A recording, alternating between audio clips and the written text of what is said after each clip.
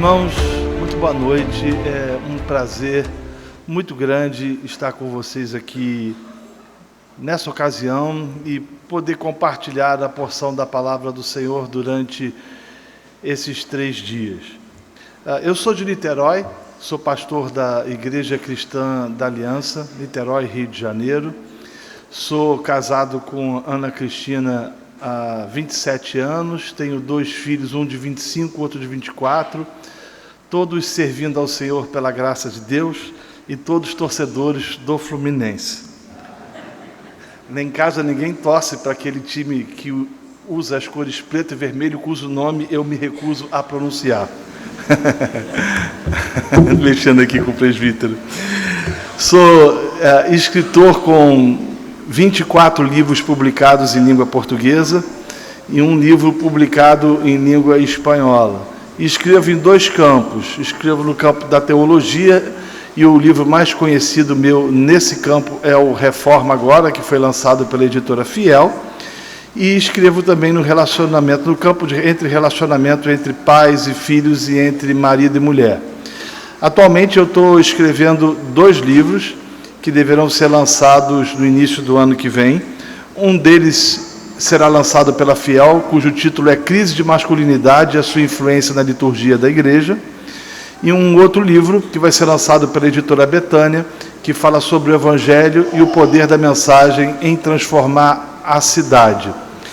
Escrevo para as redes sociais e para um blog que eu possuo, o blog renatovarges.com.br, e também você vai encontrar textos menores, obviamente, no Facebook, Instagram e Twitter. Eu trouxe alguns dos livros, eles estão lá fora e, ao final, se os irmãos acharem por bem, eles poderão adquirir esse material. Isso posto, eu queria convidá-lo a, por gentileza, abrir a sua Bíblia comigo no livro de Atos dos Apóstolos, capítulo 10. Nós vamos ler do verso 1 ao verso de número 48. É um texto extenso, eu bem sei, mas julgo que seja importante com que façamos a leitura de todos esses 48 versículos. Na medida em que os irmãos forem achando o texto, gostaria de convidá-los a colocar-se de pé para que a gente possa fazer a leitura da palavra do Senhor. Eu o lerei e peço que você acompanhe atentamente a leitura desses 48 versículos de Atos, capítulo 10. Um homem em Cesareia, por nome Cornélio, centurião da corte chamada Italiana, piedoso e temente a Deus com toda a sua casa, e que fazia muitas esmolas ao povo e de contínuo orava a Deus, acerca da hora 9 do dia, viu claramente em visão um anjo de Deus que se dirigia para ele e lhe dizia: Cornélio. Esse, fitando nele os olhos e atemorizado, perguntou: que é, Senhor? O anjo respondeu-lhe: as tuas orações e as tuas esmolas têm subido para a memória diante de Deus. Agora, pois, envia homens a Jope e manda chamar a Simão, que tem por sobrenome Pedro. Esse se acha hospedado com um certo Simão curtidor, cuja casa fica à beira-mar. Ele te dirá o que deves fazer. Logo ele se retirou, o anjo que lhe falava, que Cornélio chamou então 2 dos seus domésticos e um piedoso soldado dos que estavam a seu serviço, e, havendo contado tudo, os enviou a Jope. No dia seguinte, indo eles seu caminho e estando já perto da cidade, subiu Pedro ao eirado para orar cerca da hora 6ª, e tendo fome quis comer. Mas, enquanto lhe preparava a comida, sobreveio-lhe um êxtase e via o céu aberto e um objeto descendo como se fosse um grande lençol sendo baixado pelas 4 pontas sobre a terra, no qual havia de todos os quadrúpedes e répteis da terra e aves do céu. E uma voz lhe disse: levanta-te, Pedro, mata e come.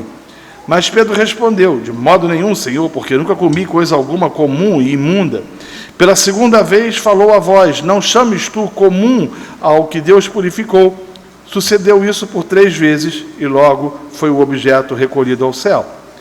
Enquanto Pedro refletia, perplexo sobre o que seria a visão que tivera, Eis que os homens enviados por Cornélio, tendo perguntado pela casa de Simão, pararam à porta e, chamando, indagavam se ali havia hospedado Simão, que tinha por sobrenome Pedro. Estando Pedro ainda a meditar sobre a visão, o Espírito lhe disse: eis que 2 homens te procuram, levanta-te, pois, desce e vai com eles, nada duvidando, porque eu os enviei. E descendo Pedro ao encontro desses homens, disse: sou eu a quem procurais, qual é a causa, por que viestes? E eles responderam: o centurião Cornélio, homem justo e temente a Deus, e que tem bom testemunho de toda a nação judaica, foi avisada por um santo anjo para te chamar à sua casa e ouvir as suas palavras. Pedro, pois, convidando-os ao entrar, os hospedou, e no dia seguinte levantou-se e partiu com eles, e alguns irmãos dentro de Jope o acompanharam. No outro dia entrou em Cesareia, e Cornélio os esperava, tendo reunido seus parentes e amigos mais íntimos. Quando Pedro ia entrar, veio-lhe Cornélio ao encontro e, prostrando-se aos seus pés, o adorou. Mas Pedro o ergueu, dizendo: levanta-te, que eu também sou o homem. E conversando com ele, entrou e achou muitos reunidos, e disse-lhes: vós bem sabeis que não é lícito a um judeu ajuntar-se ou a chegar-se a estrangeiros, mas Deus mostrou-me que nenhum homem devo chamar comum ou imundo, pelo que, sendo chamado, vim sem objeção. Pergunto, pois, por que razão mandaste-me chamar? Então, disse Cornélio: faz 4 dias que eu estava orando em minha casa à hora 9, e eis que diante de mim se apresentou um homem com vestiduras resplandecentes e disse: Cornélio, a tua oração foi ouvida e as tuas esmolas estão em memória diante de Deus. Envia, pois, a Jope e manda chamar a Simão, que tem por sobrenome Pedro. Ele está hospedado em casa de Simão, curtidor, à beira-mar. Portanto, mandei logo chamar-te, e bem fizeste envia. Agora, pois, estamos todos aqui presentes diante de Deus para ouvir tudo quanto te foi ordenado pelo Senhor. Então, Pedro, tomando a palavra, disse: na verdade, reconheço que Deus não faz acepção de pessoas, mas que lhe é aceitável aquele que qualquer nação o teme e pratica o que é justo. A palavra que ele enviou aos filhos de Israel, anunciando a paz por Jesus Cristo, esse é o Senhor de todos. Essa palavra, vós bem sabeis, foi proclamada por toda a Judéia, começando pela Galiléia, depois do batismo que João pregou. Concernente a Jesus de Nazaré, como Deus o ungiu com o Espírito Santo e com poder, o qual andou por toda parte fazendo bem e curando todos os oprimidos do diabo, porque Deus era com ele.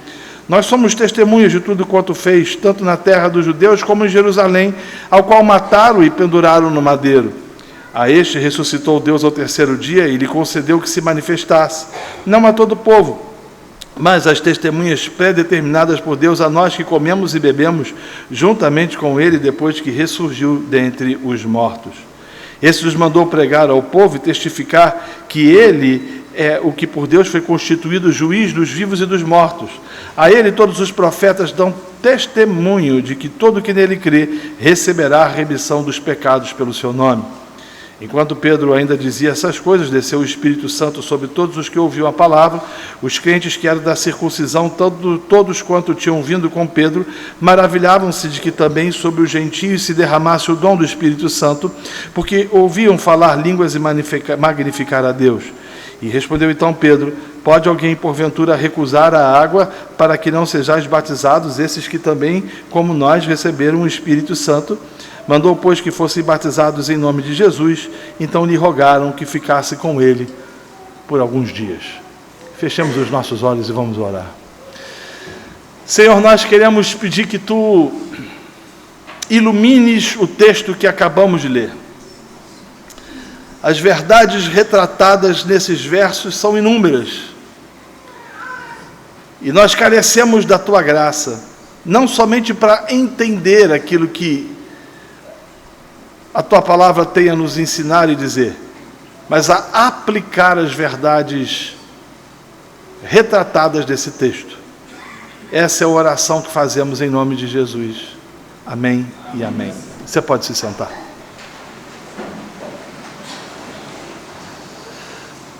Querido irmão, permita-me, de forma rápida e sucinta, explicar-lhe o texto. O texto narra um episódio ocorrido a um centurião romano chamado Cornélio. As Escrituras dizem que por volta da hora 9, ele estava orando quando ele teve a visão de um anjo que lhe dizia que deveria enviar alguém a uma cidade próxima de nome Jope. E efetivamente, especificamente, a casa de um homem chamado Simão, que era um curtidor. E que na casa desse homem, ele encontraria um homônimo, chamado Simão Pedro. E que deveria dizer a ele o que aconteceu, convidando Pedro a ir à sua residência a fim de compartilhar alguma coisa da parte do Senhor. Concomitantemente, ou um pouco depois, Pedro também tem uma experiência com o Senhor. Ele sobe ao eirado da casa onde estava hospedado, e ali ele também tem uma visão, um leão-sol que desce do céu com animais impuros, quadrúpedes, e as Escrituras dizem que uma voz lhe dizia: Pedro, mata e come. E ele, como bom judeu, disse: jamais, e eu estou parafraseando o texto, farei isso. Isso se repete por 3 vezes, e Pedro discerne ao final delas de que de fato quem estava a lhe dirigir a palavra era o Senhor, entendendo efetivamente que Deus desejava falar ao seu coração. Passado algum tempo, os enviados por Cornélio chegaram à casa do Simão, um curtidor, e bateram a porta perguntando sobre Simão, sobre Pedro. E Pedro se dirige a eles e diz: o que vocês vieram aqui fazer? E eles dizem a Pedro, ou melhor, Pedro diz a eles o que tinha, ou eles dizem a Pedro o que tinha efetivamente acontecido. E Pedro discerne e compreende que ele deveria ir à casa desse centurião de nome Cornélio, e assim ele o faz. Dirige-se à casa de Cornélio, e quando ele lá chega, diz o texto que ele encontra esse centurião reunido com seus familiares e seus amigos próximos.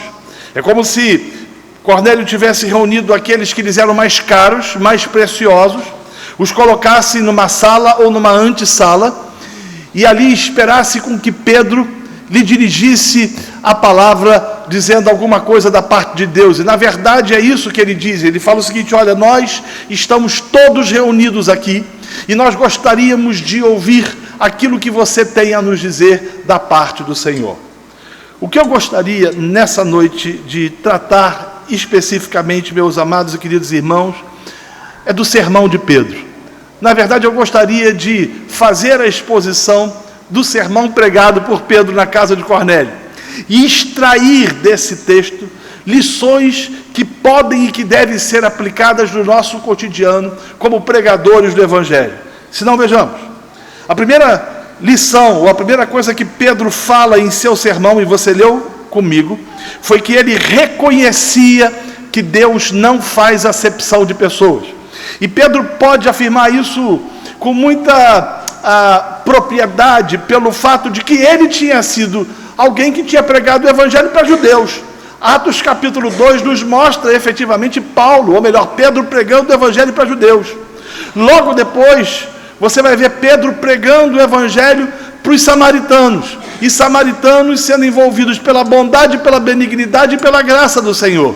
E agora você vê Pedro chegando aos gentios, a um gentio especificamente, e anunciando o Evangelho, o que faz com que Pedro entenda e discirna que Deus tem os seus eleitos, ou Deus tem aqueles aos quais Ele chamou de todas as tribos, povos e nação, e de que Jesus morreu por pecadores na cruz do Calvário, independente deles serem judeus ou gentios, e de que Deus, mediante a sua graça e misericórdia, resolveu salvar homens distintos. E ele começa o seu sermão, ele starta a sua mensagem, dizendo que ele discernia e que ele compreendia que Deus salvava pecadores, independente deles serem samaritanos, independente deles serem judeus, independente deles serem gentios. Ele discerne de forma absolutamente clara que Deus o havia levado ali, a fim de que ele pudesse pregar o Evangelho, talvez a alguém a qual os judeus considerariam, ou os judeus ou os cristãos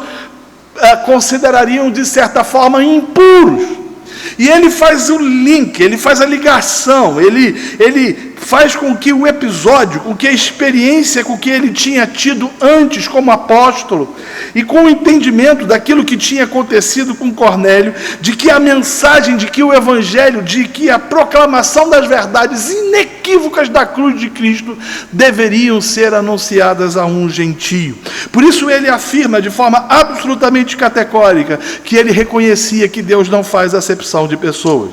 Segundo lugar, você vai acompanhar comigo no sermão de Pedro, ele afirma que Jesus de Nazaré foi ungido por Deus com o Espírito Santo, o qual com poder andou por toda parte, fazendo bem e curando todos os oprimidos do diabo, porque Deus era com ele. Você vai perceber de forma absolutamente clara de que a mensagem petrina é cristocêntrica.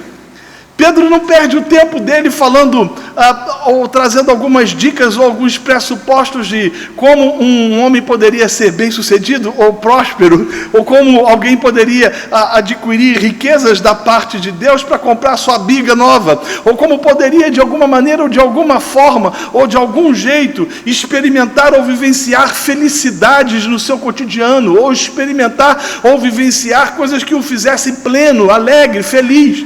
Mas você vai perceber que Pedro, como também todos os apóstolos, e principalmente ele e Paulo, durante o livro de Atos, eles possuíam uma só mensagem, que era Cristo. Ele chega ali naquele local, ele diagnostica de que Deus estava querendo levar o evangelho efetivamente a gentios, e ele vai direto ao assunto. Ele é objetivo na sua mensagem. Ele começa a falar de Jesus, ele faz de Jesus que fazia o bem. Olha que afirmação fantástica, olha que verdade maravilhosa, aponta para um Deus pessoal que faz o bem, e mais, para um Deus que curava os homens que estavam porventura oprimidos do diabo, pelo fato inequívoco e inquestionável de que Deus estava com ele.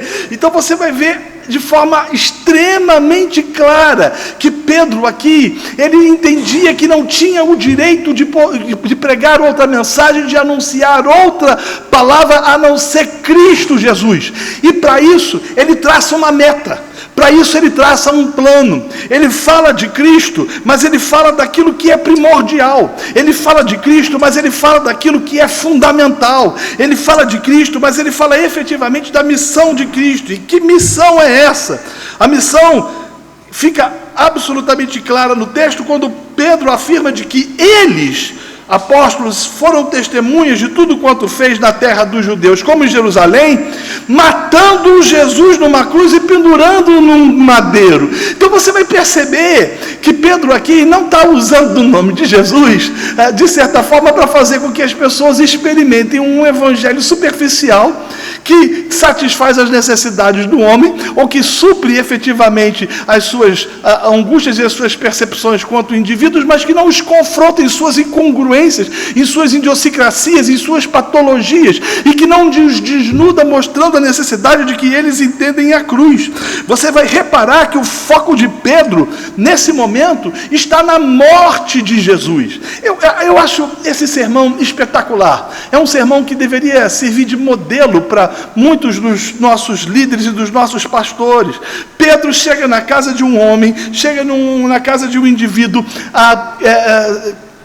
que extremamente religioso, mas que não tinha sido ainda regenerado pelo Espírito Santo, portanto não tinha ainda sido salvo também pelo Senhor, e ele não perde tempo com mensagens politicamente corretas.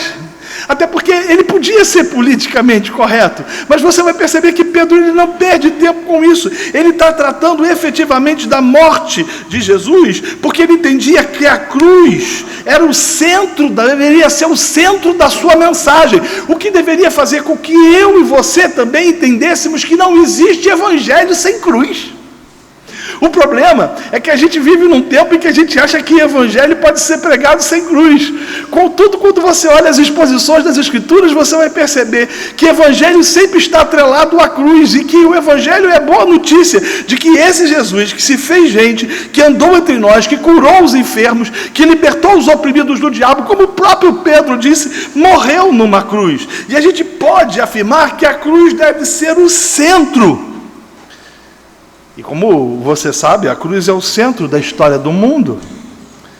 A encarnação de Cristo e a crucificação do nosso Senhor são o centro ao redor do qual circulam os eventos de todos os tempos. A cruz é mais do que isso.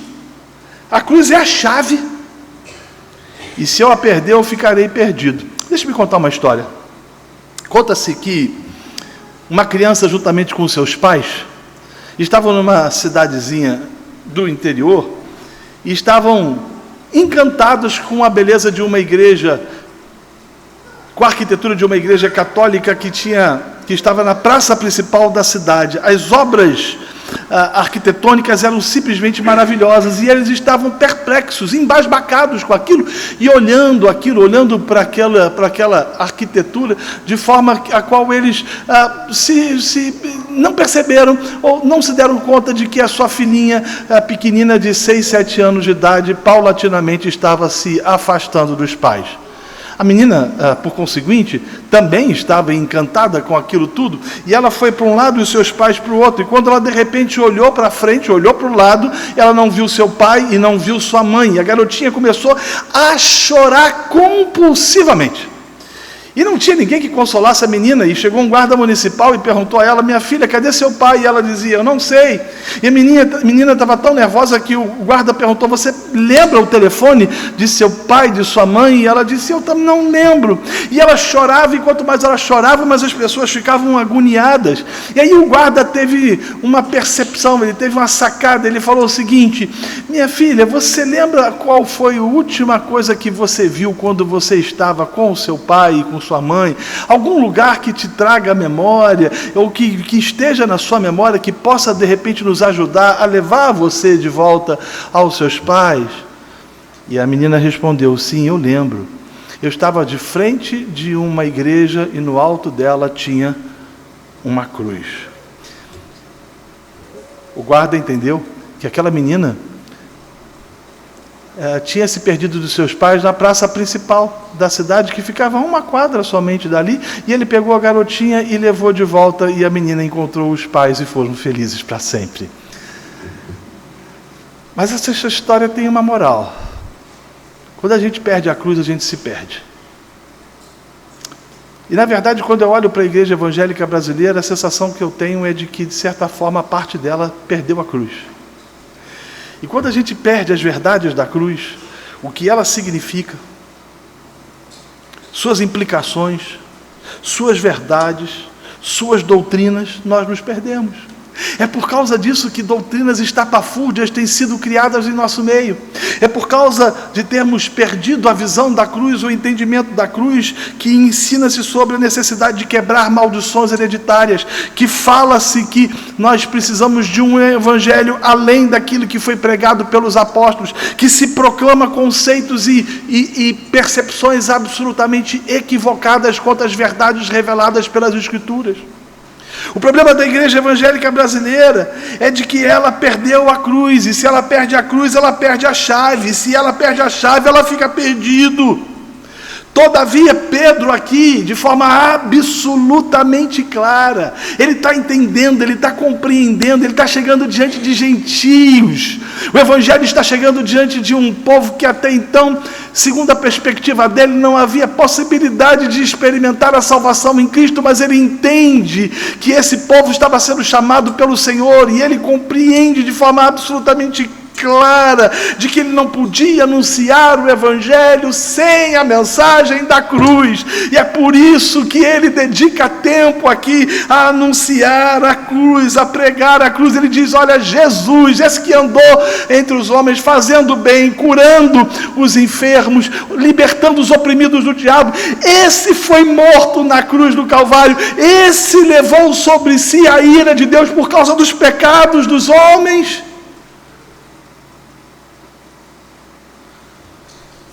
Em quarto lugar, Pedro, em seu sermão, também disse que esse Cristo que havia morrido, também ressuscitará ao terceiro dia. Que mensagem fantástica! Alguém já disse que as melhores notícias que o mundo já ouviu vieram de um túmulo. O grande teólogo J.I. Packer afirma que quando Cristo ressuscita é como se a vítima do Calvário agora estivesse livre à vontade. C.S. Lewis diz que Jesus abriu à força a porta que estava fechada. Desde a morte do primeiro homem, ele encontrou, enfrentou e derrotou o rei da morte. Tudo é diferente por causa disso. O que Pedro está dizendo agora para Cornélio é o seguinte: olha, esse Cristo que morreu na cruz do Calvário, ele ressuscitou dentre os mortos. E essa ressurreição é corporal.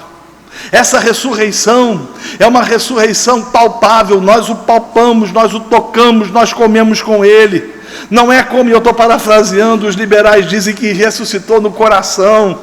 Não é uma ressurreição simbólica. Não, esse Jesus que morreu na cruz, esse que eu contei para vocês agora, vocês que estão aqui, eu estou de novo parafraseando, esse Jesus aos quais você acabou de ouvir que foi sepultado, esse ressuscitou dentre os mortos e ele vive. E eu imagino a cena daqueles homens que estavam ali, daqueles familiares e amigos que estavam ouvindo Pedro pregando o seu sermão, ouvindo de que o evangelho não é uma mensagem que foca efetivamente no bem-estar do homem, mas o evangelho é a mensagem que foca no Filho de Deus, que se fez gente, que andou entre nós, cheio de graça e verdade, que foi crucificado na cruz, que levou sobre si a ira de Deus, que levou sobre si os nossos pecados e as nossas transgressões, mas que a morte não o conteve, porque ele está vivo e ressuscitou dentre os mortos.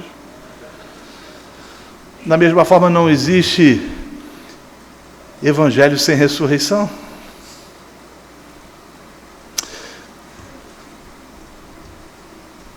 Não haveria sentido de estarmos aqui nessa quinta-feira se o nosso Senhor não tivesse ressuscitado dentre os mortos.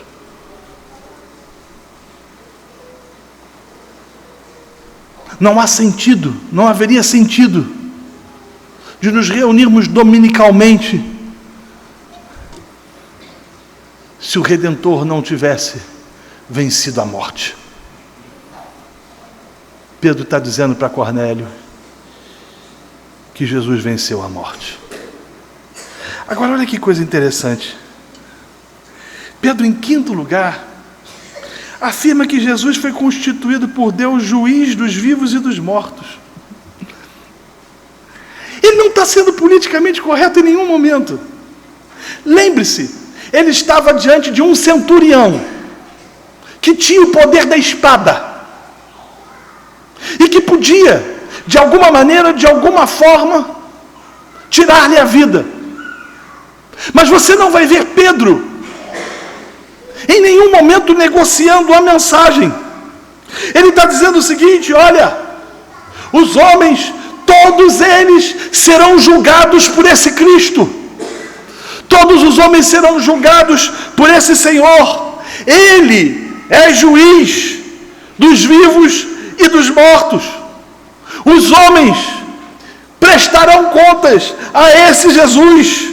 E o que as Escrituras nos mostram de forma absolutamente clara é que Pedro foca efetivamente na ira de Deus, o que se contrapõe de certa forma ou na justiça de Deus, o que se contrapõe de certa forma ao Evangelho que tem sido pregado nos dias de hoje.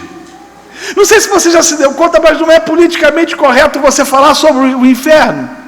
Não sei se já se deu conta, mas a gente não fala mais sobre o inferno. A gente não fala mais sobre o juízo. Na verdade, a nossa mensagem é de um Jesus muito bonzinho, muito bonitinho, que nos ama e que não nos julga. Aliás, eu não sei se você já se deu conta, mas é comum as pessoas dizerem hoje em dia: não julgueis para que você não seja julgado. Não sei se você já percebeu, mas nós não tratamos das verdades que os apóstolos trataram. Os apóstolos não estão lidando com o problema da eternidade aplicando um band-aid quando o problema é carcicoma. Os apóstolos estão lidando com seriedade. Pedro está lidando com seriedade aqui. Ele está falando de uma mensagem que precisava ser pregada. E a cruz, ela aponta para isso. Ela aponta para a morte e aponta para a ressurreição. E deixa absolutamente claro de que Cristo levou sobre si a ira de Deus para que nós fôssemos justificados. E em Cristo nós recebemos a imputação da justiça. E os nossos pecados foram imputados nele, por isso nós somos livres da condenação eterna. Mas ai daqueles que não forem salvos por Cristo.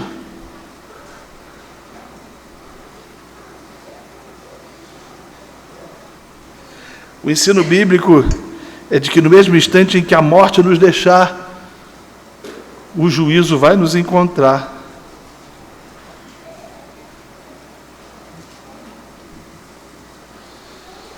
Sexto lugar, Pedro também afirmou no seu sermão que todo aquele que no Senhor cresce receberia a remissão de pecados pelo seu nome. Alguns pontos aqui interessantes que precisam ser abordados. Primeiro, Pedro fala sobre pecado, o que também não é politicamente correto nos dias de hoje.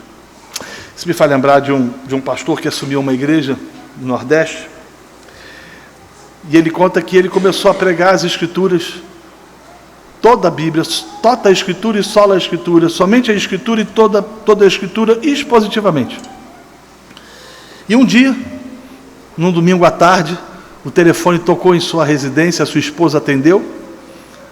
Era uma pessoa que, distorcendo a voz, disse o seguinte para a esposa do pastor: diga para seu marido parar de pregar sobre pecado, nós não estamos gostando disso aqui.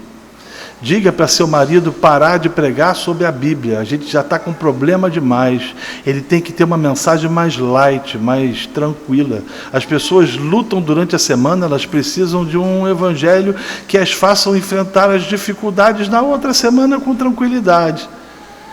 E esse pastor não ouviu, até que ele descobriu que quem tinha sido o mentor daquele telefonema tinha sido o presidente da junta diaconal da igreja, e ele pôs em prática o versículo que diz: resistir ao diácono e ele fugirá de vós. E o diácono foi desmascarado. Mas isso nos traz uma lição. As pessoas não querem ouvir o evangelho. O evangelho é uma ofensa aos homens, mas nós não temos o direito de pregar outra coisa a não ser o evangelho da cruz. Nós não temos o direito de pregar outra mensagem a não ser o evangelho da cruz. Pedro aqui agora ele está falando sobre pecado. E é interessante você perceber que Pedro ele apresenta a lei para depois ele apresentar a graça. Ele fala do juízo, mas ao mesmo tempo ele diz o seguinte: olha, você pode se ver livre desse juízo mediante o sangue desse Cristo derramado na cruz do Calvário, que traz remissão de pecados a todo aquele que nele crê. O grande John Stott costumava dizer que ninguém consegue entender o cristianismo sem antes entender a palavra justificado. E ele está certo. Quando nós entendemos o Evangelho e o Espírito Santo nos convence do pecado, do juízo e da justiça, quando somos regenerados por esse Espírito maravilhoso, entendemos o significado da morte de Cristo Jesus e não conseguimos resistir a essa maravilhosa graça, prostrando-nos diante do Eterno e dizendo para quem nós iremos se só tu tens a palavra de vida eterna. Agora eu queria que você prestasse atenção no que o texto diz. O texto diz que enquanto Pedro pregava, aconteceu algo. Enquanto Pedro pregava, algo surpreendente aconteceu no meio daquele povo. O Espírito Santo, mediante a palavra, operou no coração dos que lá estavam e regenerou poderosamente aquelas pessoas, levando à conversão. O que nos traz a seguinte lição: quando o Evangelho é pregado, o Espírito Santo trabalha no coração dos seus e os regenera, e há conversão. Nos traz a lição que nós não precisamos fazer absolutamente nada além ou aquém para cativar pessoas. Eu tratarei disso na minha terceira mensagem. Que nós não precisamos fazer absolutamente nada para poder convencer as pessoas de que elas precisam de Jesus. Não, isso é obra do Espírito. Nós somos chamados para pregar o Evangelho, não para negociar o Evangelho, mas para proclamar o Evangelho, para proclamar essa mensagem maravilhosa de que Jesus morreu na cruz do Calvário, de que Ele ressuscitou dentre os mortos, de que Ele foi assunto aos céus, de que Ele salva pecadores, de que Ele perdoa pecados, de que Ele dá vida eterna, de que Ele transforma corações. E quando isso é feito, o poder do Espírito Santo vem sobre o indivíduo, não como alguns dizem no reteté de Jeová, criando coisas loucas ou translocadas. Não, vem com poder de convencimento, e as pessoas são desarmadas por essa poderosa graça, por essa maravilhosa graça, e a consequência disso é prostrar-se diante do Senhor e dizer a Ele: Senhor, Tu és o único e verdadeiro Deus.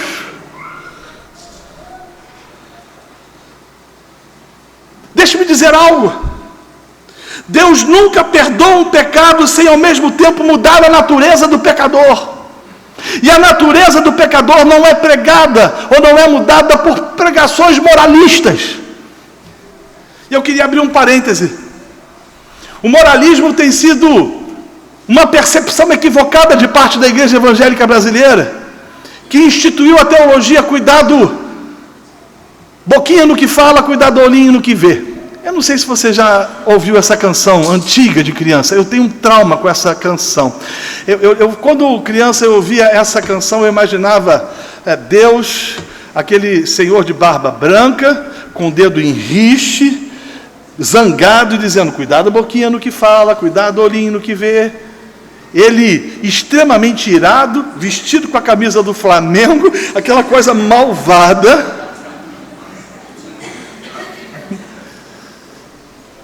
E a igreja acha que evangelho é moralismo. Não faça, não toque. Isso não tem poder de transformar pecador. O que transforma pecador é a ação regenerativa do Espírito Santo, que vem efetivamente pela pregação do evangelho.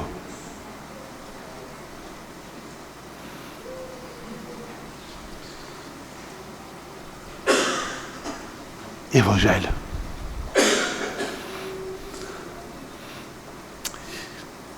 O problema é que nós vivemos numa sociedade fast food, imediatista, e a gente quer que as coisas aconteçam rapidamente. E aí a gente prefere usar outra coisa do que o Evangelho. E as consequências disso têm sido as piores possíveis.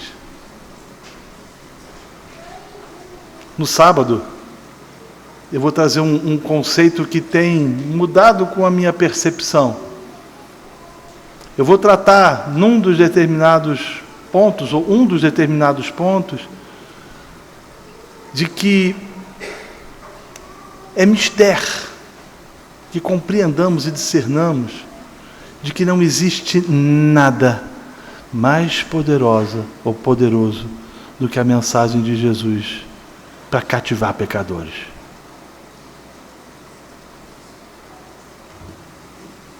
Segundo lugar, ou segunda coisa que acontece quando nós pregamos o Evangelho, é que a regeneração traz a reboque conversão, e não conversão, regeneração.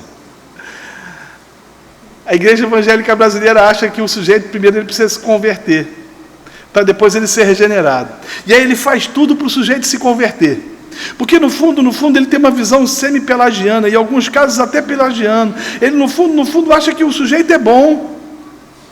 As ideias de John Locke e John Jacques Rousseau têm tomado conta do coração de muita gente que diz: não, o homem, ele não é tão mal. O pecado original não maculou a sua capacidade de decisão, dizem alguns. Ele é fruto do meio, se você der educação para ele, ele vai ser um homem bom. Mentira. O homem é depravadamente mal, depravadamente pecador, miseravelmente pecador, e ele carece desesperadamente da graça do Senhor Jesus Cristo. E quando a gente inverte o processo, querendo fazer com que as pessoas se convertam, primeiro para que depois haja regeneração, a gente vai criando estratégias. E nessa perspectiva se cria-se boates gospel, baladas gospel, vai se criando atividades das mais variadas, como Halloween gospel, Carnaval gospel, e tudo por aí vai, porque o sujeito acha que isso vai, de certa forma, converter o cara. E se ele se converter, aí quem sabe, lá na frente o Espírito Santo vai regenerar o coração dele e ele vai para o céu. Não é isso que as Escrituras nos ensinam. As Escrituras nos ensinam que ninguém pode ser salvo se antes não tiver os seus olhos abertos pelo Senhor. Ninguém pode ser transformado se o Senhor antes não o convencer dos seus delitos e de suas transgressões.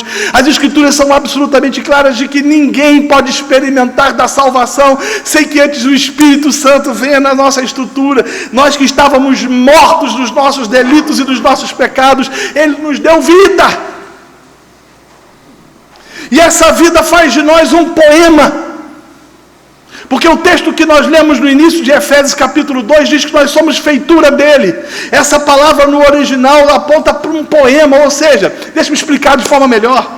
É como se nós fôssemos a pior vertente de um funk carioca. Já ouviu essa miséria? A pior vertente de um funk carioca e fôssemos transformados numa sinfonia de Handel. É o que o Evangelho faz. E isso só é possível mediante a pregação. E o Espírito Santo regenera pecador. E quando há regeneração, há conversão. E quando há conversão, os homens vivem para a glória de Deus. Terceiro lugar. O texto nos mostra, de forma implícita e explícita, de quando o Evangelho é pregado, e há regeneração e há conversão, há compromisso e, por conseguinte, há discipulado. Porque aqueles homens, eles são inseridos na comunidade, eles são batizados. Gente, às vezes a impressão que eu tenho é de que nós estamos vivendo o pior momento da história da igreja evangélica. Eu não estou querendo ser pessimista nem fatalista, porque não sou. Esses dias eu escrevi sobre a ceia do Senhor, sobre o sacramento da ceia do Senhor. E eu disse que eu entendia, à luz das Escrituras e à luz de todos aqueles que nos antecederam, de que a ceia é para aqueles que passaram pelo sacramento do batismo e que foram regenerados. Eu fui xingado de todos os nomes que você pode imaginar.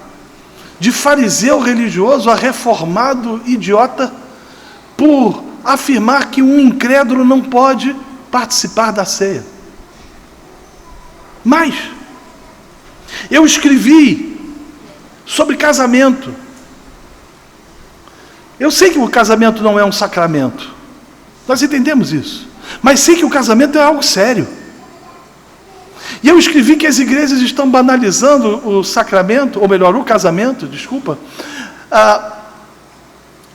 trazendo para as cerimônias cachorros e animais para entrarem com as alianças. Eu ouvi coisas do tipo, entre aspas, de crentes: o meu cachorro é mais importante que o meu filho. O meu cachorro é como se tivesse saído do meu ventre, disse uma mulher. Eu gastei com o meu cachorro de joias mais de 5.000 reais, dentre outras aberrações mais. É uma igreja de apedeutas, de nobres, que desconhece doutrinas fundamentais relacionadas à cruz, que desconhece doutrinas como regeneração e justificação e adoção. Por isso é uma igreja que não tem compromisso e não tem discipulado. A igreja evangélica brasileira é uma igreja desprovida de compromisso, porque é uma igreja que não conhece o Evangelho. Porque quando a gente conhece o Evangelho, nós queremos compromisso com o Deus do Evangelho. Quarto e último lugar. quando o Evangelho é pregado, os eleitos são regenerados, eles passam a viver uma nova vida, onde o foco não é a sua satisfação pessoal, mas a glória de Deus.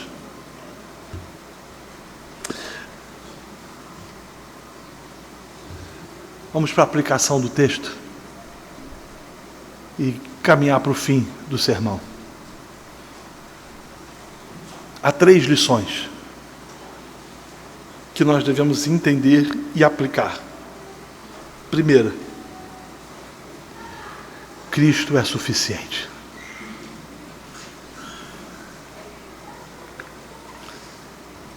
Eu lembro que o reformador alemão Martinho Lutero, ao ser confrontado por sua mensagem forte contra as indulgências, o seu mentor lhe disse o seguinte: mas se você tirar as indulgências, o que é que vai sobrar? E Lutero respondeu dizendo: Cristo. Nós não precisamos de outra coisa a não ser Cristo. Nós não precisamos de outra mensagem a não ser Cristo. O problema é que a gente não acredita no fundo de que Cristo seja suficiente para mudar o coração do pecador. Por isso nós não pregamos o Evangelho.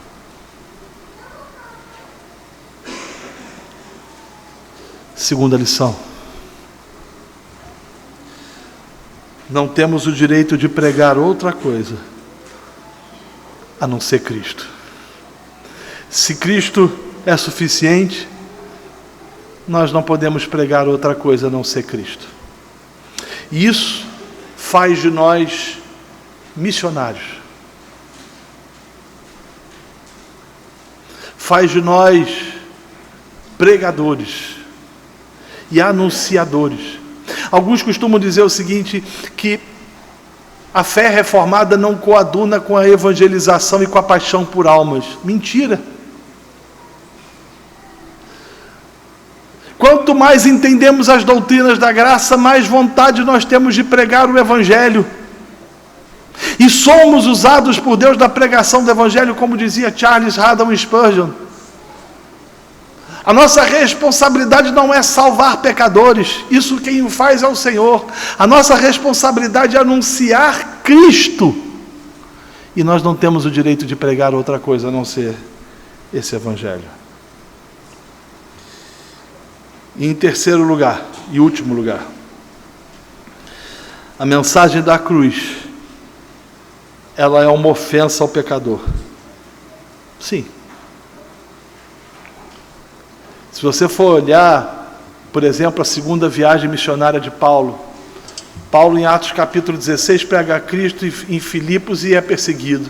Dali ele vai para Tessalônica, prega a Cristo e é perseguido. De Tessalônica ele vai para Bereia, prega a Cristo e é perseguido. De Bereia ele vai para Atenas, prega a Cristo e é perseguido. De Atenas ele vai para Corinto, prega a Cristo e é perseguido.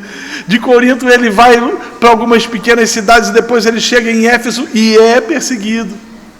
Contudo, você não vai ver Paulo em nenhum momento desistindo de pregar a palavra de Deus, mesmo sabendo que ela vai ofender pecadores. Mas vamos combinar? Ela também é esperança de salvação para os eleitos. E quando a gente prega o Evangelho e prega a cruz, gente como Cornélio, que o Espírito Santo tem trabalhado no coração, é regenerado, transformado, juntamente com sua casa e sua família, e passa a viver para a glória de Deus.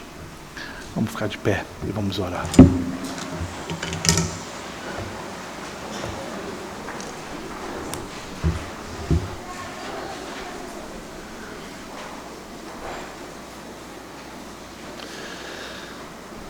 Senhor, ajuda-nos na nossa timidez, ajuda-nos na nossa vergonha, ajuda-nos na nossa fraqueza, faz-nos ousados na pregação do Evangelho e na mensagem da cruz. É a oração que fazemos em Jesus nosso Senhor. Amém.